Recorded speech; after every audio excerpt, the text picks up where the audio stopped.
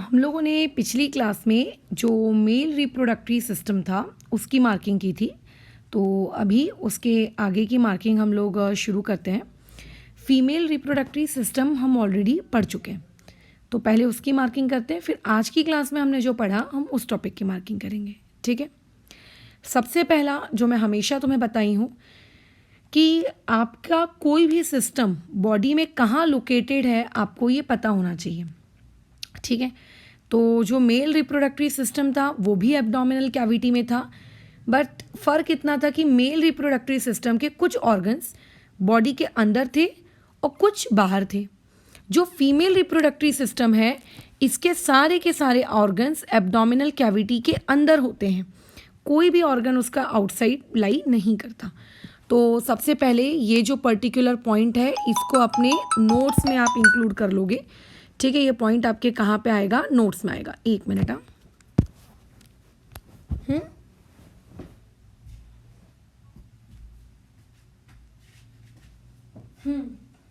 ठीक है ना।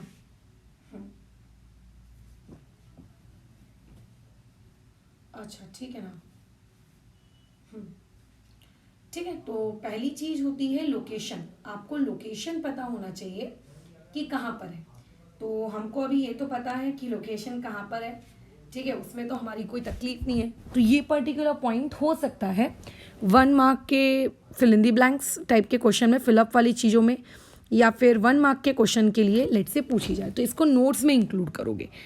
अच्छा, अब फीमेल रिप्रोडक्टरी सिस्टम में कौन कौन से ऑर्गन्स होते हैं हमको ये पता होना चाहिए, है ना, कि कौन कौन से ऑर्गन फीमेल रिप्रोडक्टरी सिस्टम में होते हैं। तो 2 ओवरीज होती हैं, ये हम लोग जानते हैं। 2 ओविडक्ट्स होती हैं जिसे फैलोपियन ट्यूब भी कहते हैं। 1 यूटेरस होता है जिसे वोम भी कहते हैं। वेजाइना होता है, और बेसिकली यहाँ बुक में लिखा नहीं है बट एक पॉइंट होता है सर्विक्स, मैंने आपको ऑलरेडी बताया है। अच्छा, और उसके अलावा एक ग्लैंड भी होता है यहाँ पे जिसके बारे में हम पढ़ेंगे, bulbo urethral gland is also present. तो यहाँ से लेकर यहाँ तक a pair of ovaries, pair of oviducts, single uterus, vagina, a pair of bulbourethral gland, ये जो मैंने मार्किंग की है इससे आपको क्वेश्चन किस टाइप का पूछा जा सकता है? इससे आपको क्वेश्चन इस टाइप का पूछा जा सकता है कि विच ऑर्गन्स ऑब्लिक ग्लैंड्स, ठीक है, आर प्रेजेंट इन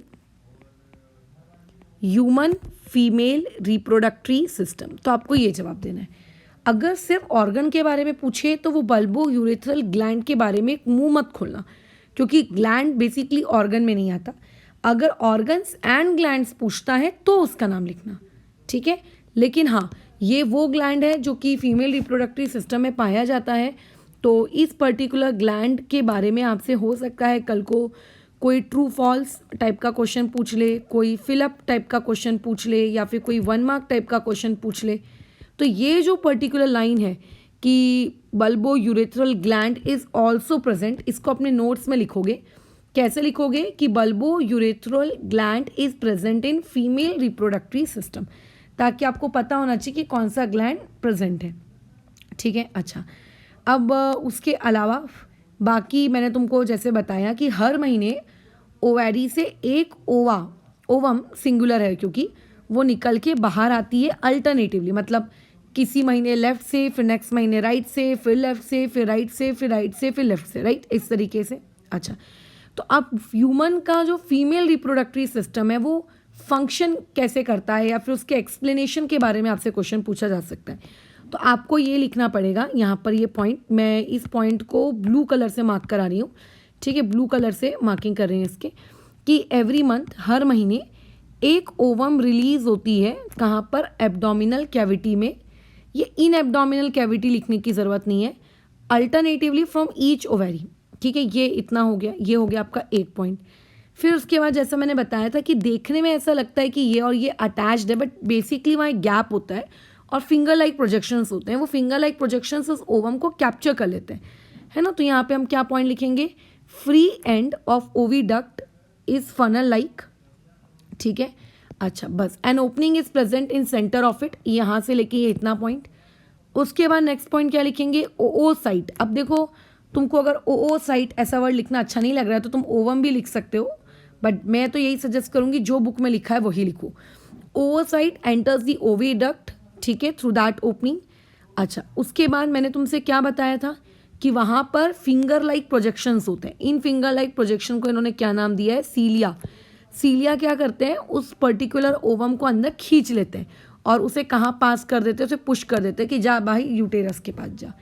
तो अगर तुमको तुम्हारी बुक में ह्यूमन फीमेल रिप्रोडक्टिव सिस्टम को एक्सप्लेन करना हो, क्वेश्चन अगर आपको यह आए कि एक्सप्लेन, ठीक है, क्या एक्सप्लेन करना है? Human female reproductive system. तो देखो, सबसे पहला पॉइंट आपको वेल लेबल डायग्राम बनाना है। अगर टेक्स्ट बुक का डायग्राम देखकर ऐसा लग रहा है कि कठिन है बनाना, तो कल जब मैंने पढ़ाया था उस वक्त देखो वहाँ पे बहुत सारे 2-3 डायग्राम्स मैंने लिए थे, तो उसमें जो थर्ड डायग्राम था वो काफ़ी ईजी था, उस डायग्राम को यूज़ कर सकते हो यहाँ पर। इस तरीके की शेडिंग वेडिंग करने की ज़रूरत नहीं है। खैर, पॉइंट नंबर बी आपको अब लिखना क्या है? तो पॉइंट नंबर मैं मार्क करा देती हूँ। अब देखो पॉइंट बी से क्या लिखना है। सबसे पहले यहाँ पे लिखना है, यहाँ से शुरू करोगे, यहाँ से ये ऐसा वर्ड लिखना कि human female reproductive system contain, ठीक है, फॉलोइंग ऑर्गन्स एंड ग्लैंड्स। मतलब ये ऑर्गन्स है और ये ग्लैंड्स है, और एक एक करके ऑर्गन्स और ग्लैंड्स की नंबरिंग वाइज लिस्ट बनाना। कैसा है? अपने आंसर को जितना तुम पैराग्राफ वाइज, स्टेटमेंट वाइज जितना लिखोगे उतना गंदा लगता है दिखने में। पॉइंट्स होने चाहिए, टेबल्स होने चाहिए, तो अच्छा लगता है ना। तो ये ऑर्गन्स है और ये ग्लैंड्स है, ऐसा लिख लिए। अब देखो, सी पॉइंट आपका ये है, डी पॉइंट आपका ये है, ई पॉइंट आपका ये है, एफ पॉइंट आपका ये है, बस खत्म। ठीक है, explain human female reproductive system, खत्म यहाँ पर। अच्छा, इसमें एक जी पॉइंट और है, वो तुम लोगों को लिखना है। कहाँ है? रुको मैं बताती हूँ।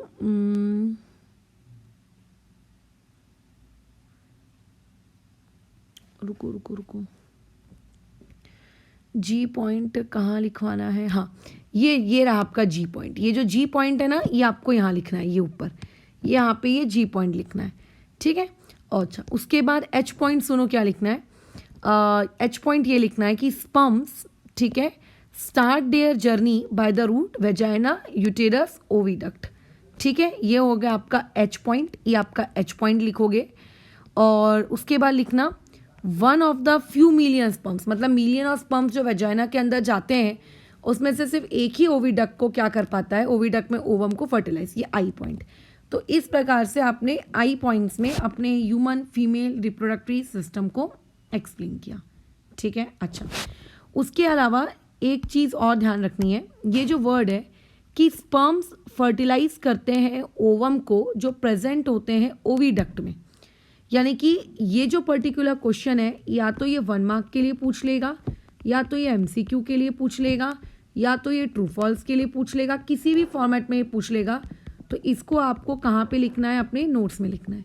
ये बहुत इंपॉर्टेंट पॉइंट है कि फर्टिलाइजेशन कहाँ होता है।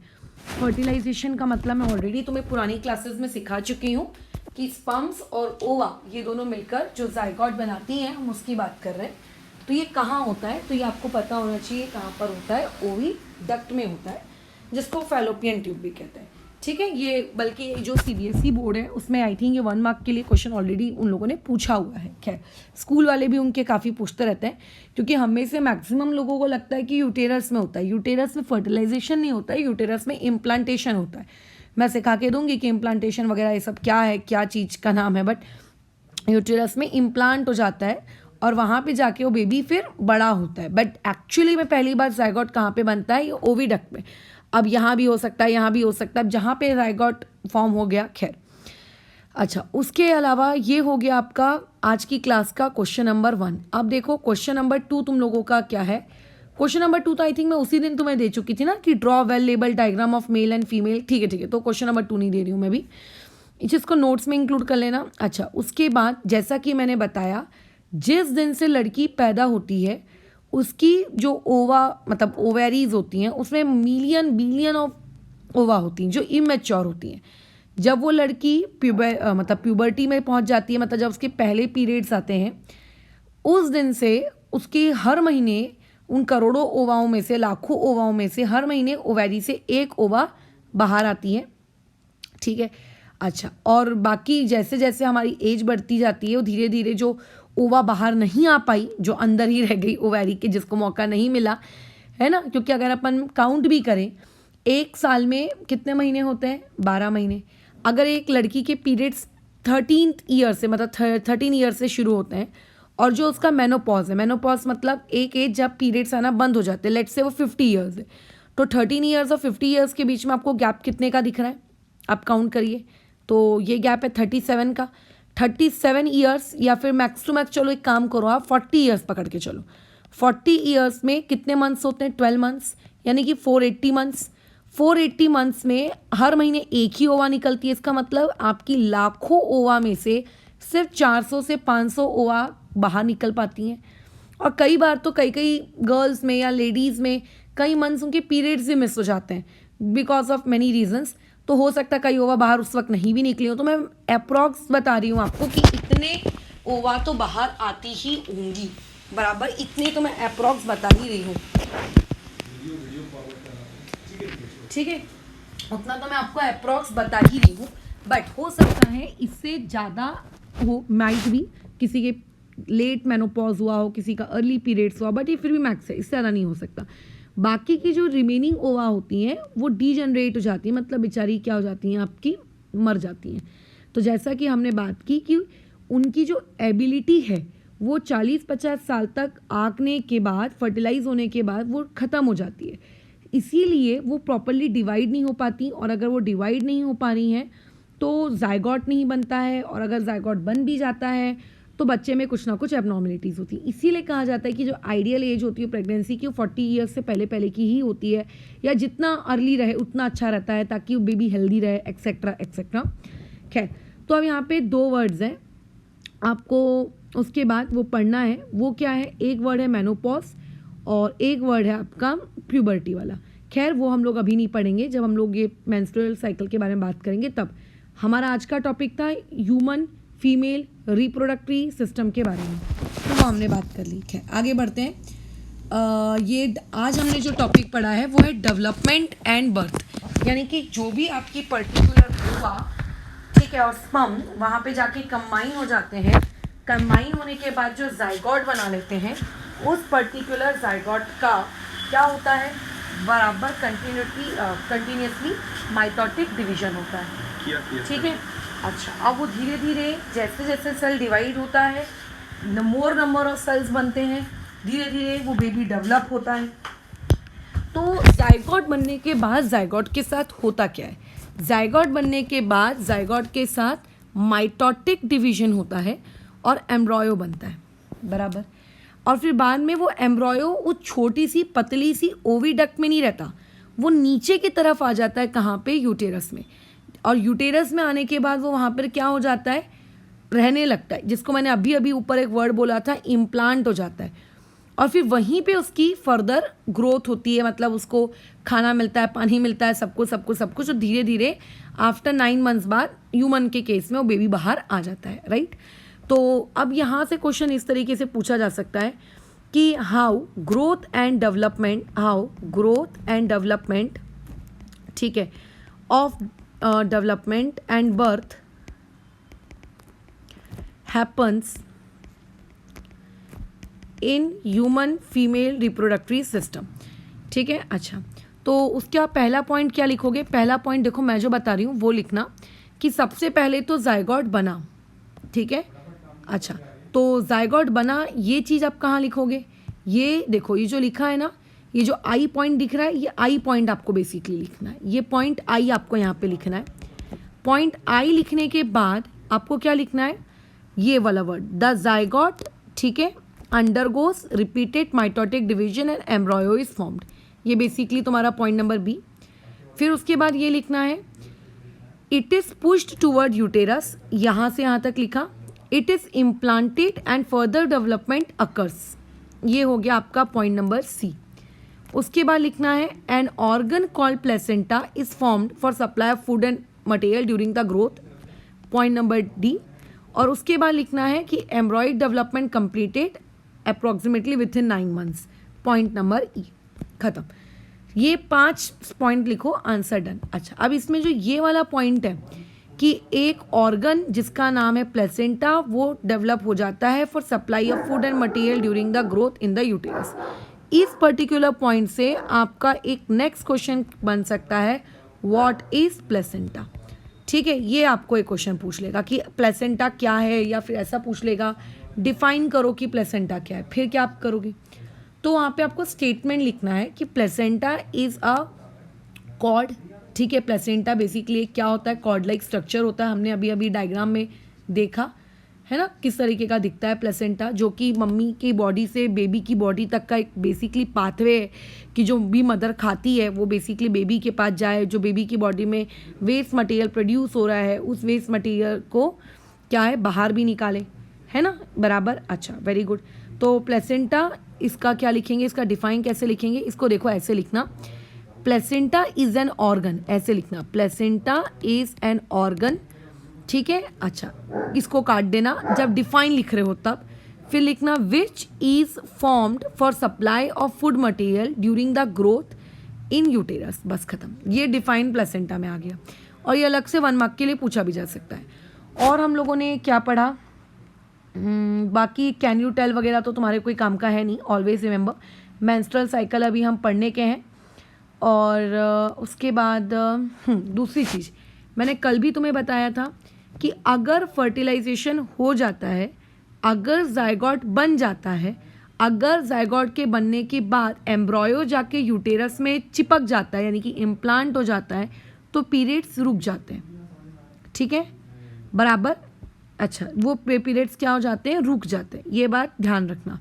खैर, बाद में तो ये टेक्नोलॉजी वाला है, ये हम लोग कल पढ़ेंगे कि कौन कौन सी टेक्नोलॉजी है। ट्विंस वगैरह के बारे में मैंने आज की ही क्लास में बता दिया है, तो उनको पहले पुरानी जो मार्किंग है उस पुरानी मार्किंग को हटा लेते हैं, ट्विंस के बारे में बात कर लेते हैं। ट्विंस को लेकर शॉर्ट नोट या 1 मार्क क्वेश्चन बहुत सारे पूछे जा सकते हैं। ठीक है, यहाँ पे बहुत कुछ है मार्किंग करने लायक हमारे।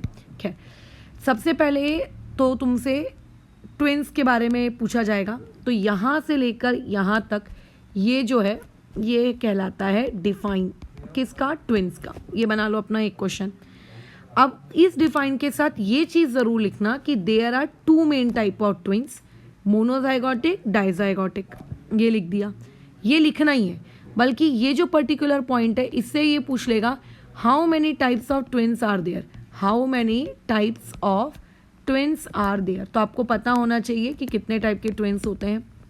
अब अलग अलग ट्विंस को एक्सप्लेन करने को पूछा जा सकता है, जैसे कल को पूछ लेगा डिफाइन मोनोजाइगोटिक ट्विंस, ऐसे पूछ लेगा, या फिर ऐसे पूछ लेगा कि एक्सप्लेन मोनोजाइगोटिक ट्विंस, या फिर शॉर्ट नोट, जैसा भी उसको पूछना है। अच्छा, अब देखो, लेकिन सबसे ज़रूरी चीज़ जो लाइन है ना कि monozygotic twins are form from single embryo, ये जो वर्ड है ना सिंगल एम्ब्रॉयो, ये सिंगल एम्ब्रॉयो को मार्क करके नोट्स में लिखना, ये पॉइंट नोट्स में डालना। ये एक एम्ब्रॉयो जो बन जाता है, फिर वो किसी रीजंस की वजह से जब वही एम्ब्रॉयो एक्सीडेंटली टूट जाता है 2 टुकड़ों में, तो उससे जो बच्चे पैदा होते हैं दैट इज़ बेसिकली ट्विंस। खैर, तो ये पहला पॉइंट आपको लिखना ही है। ठीक है, अच्छा उसके बाद यहाँ से लेके यहाँ तक लिखना, ये with in 8 days of zygote formation, ये लिखने की ज़रूरत नहीं है, ये पॉइंट नंबर 2 बना देना।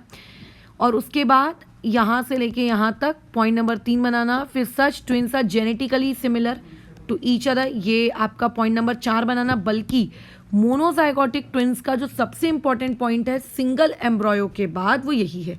तो जब तुम अपने नोट्स कॉपी में वो ऊपर वाला पॉइंट लिख रहे होगे तो उसी के नीचे ये वाला पॉइंट भी नोट्स कॉपी में लिखना कि जेनेटिकली सिमिलर होंगे।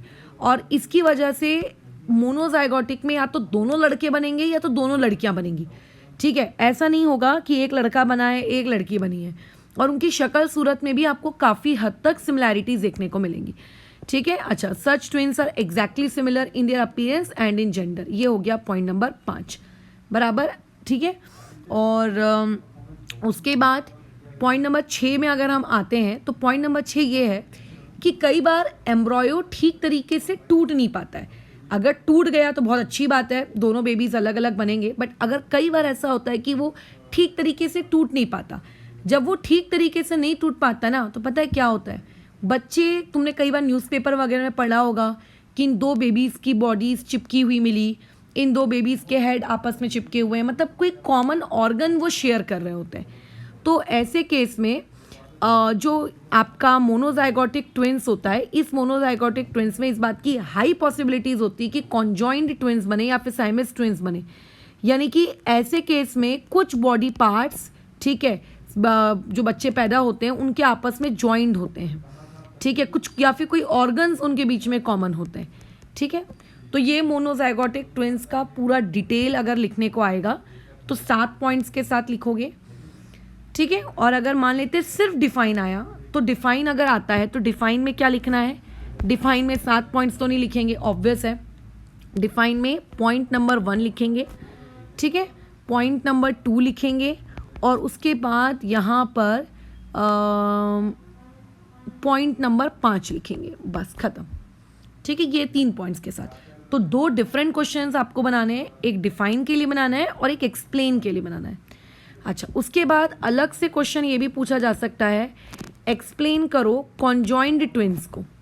तब कैसे एक्सप्लेन करोगे कॉन्जॉइंड ट्विंस को, तो ऐसे में इसकी मार्किंग में पर्पल कलर से बता रही हूँ, ठीक है।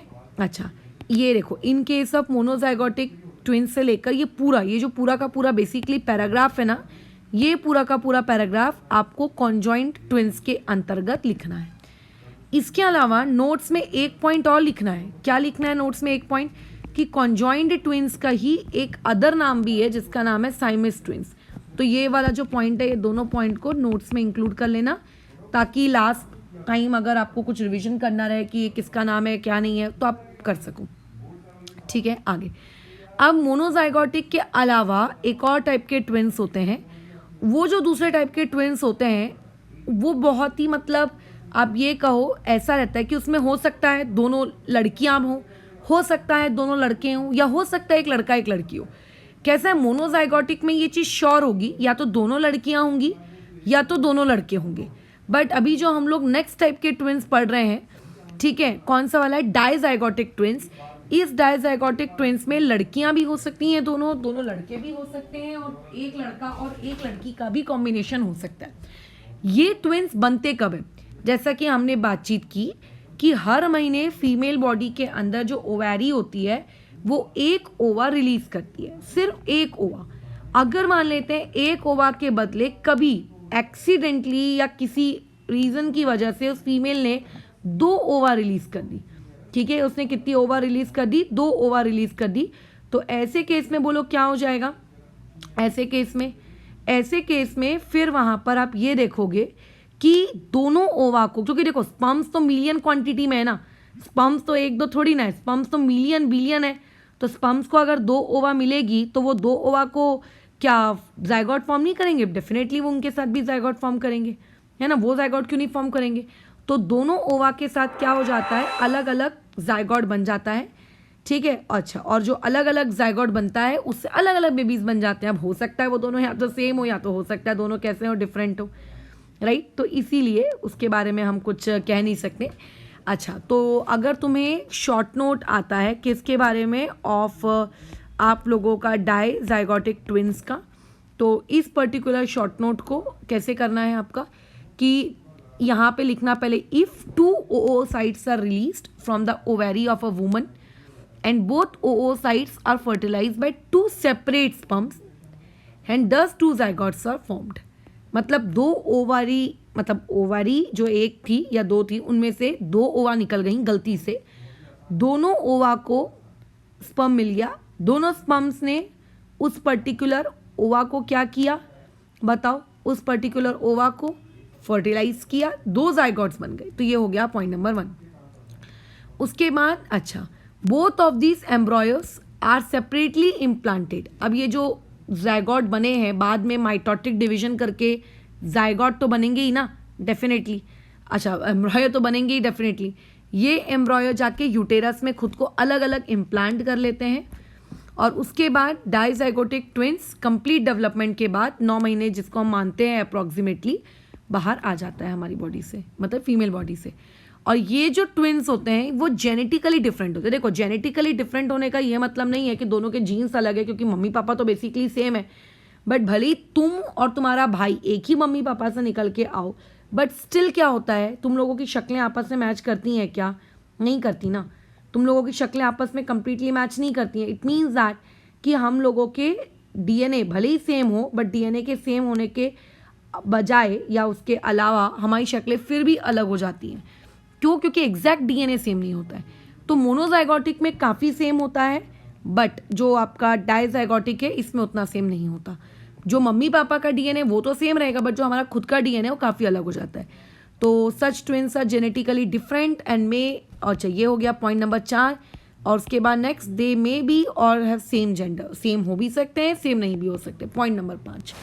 तो इस तरीके से डायजाइगोटिक ट्विन्स का शॉर्ट नोट लिखोगे, ठीक है। अब देख लेते हैं तुम्हारी टेक्स्ट बुक में इस बारे में क्या है। मेल और फीमेल रिप्रोडक्टिव सिस्टम को स्केच करने के लिए तो मैं आपको ऑलरेडी बोल चुकी हूँ, ठीक है। तो ये तो खैर अभी हमारा टॉपिक हो चुका है। हम लोगों ने ये भी पढ़ लिया कि hormones related with male reproductive system, कौन से हार्मोन्स होते हैं मेल रिप्रोडक्टिव सिस्टम के बाद, टेस्टोस्टेरोन, स्पेलिंग आप पूरी लिखना। टाइप ऑफ ट्विन्स आपको यहाँ पे 2 लिखने हैं, मोनोजाइगोटिक, डाइजाइगोटिक। और मोनोजाइगोटिक में ये भी लिखना समटाइम्स कॉन्जॉइंट ट्विन्स, ठीक है। अच्छा, hormone secreted by ovary of female reproductive system, मैंने कल ही बताया, प्रोजेस्टेरॉन एंड एस्ट्रोजन, ये 2 हार्मोन्स के नाम लिखोगे, ठीक है। अच्छा, उसके बाद नेक्स्ट में आते हैं। नेक्स्ट वाला कोई शॉर्ट नोट वगैरह नहीं, शॉर्ट नोट वगैरह और कुछ भी नहीं है आपके इसमें, बस इतना। तो टेक्स्ट बुक से इतना ही लिखना था। ये गिव द नेम्स, इस गिव द नेम्स को अभी मत लिखना, जब हमारा पूरा फिनिश हो जाएगा ना चैप्टर तब लिखेंगे। तो खैर इस चीज़ को अभी यहाँ पे रोकते हैं। कल का हमारा जो टॉपिक होगा वो रिप्रोडक्टिव हेल्थ वाले टॉपिक को पढ़ेंगे, डिफरेंट टेक्निक्स, मॉडर्न टेक्निक्स को पढ़ेंगे, और फिर सबसे आखिरी में मेंस्ट्रुअल साइकिल को पढ़कर फिर रिप्रोडक्शन इन प्लांट्स से मूव करेंगे, ठीक है। फिलहाल इस चीज़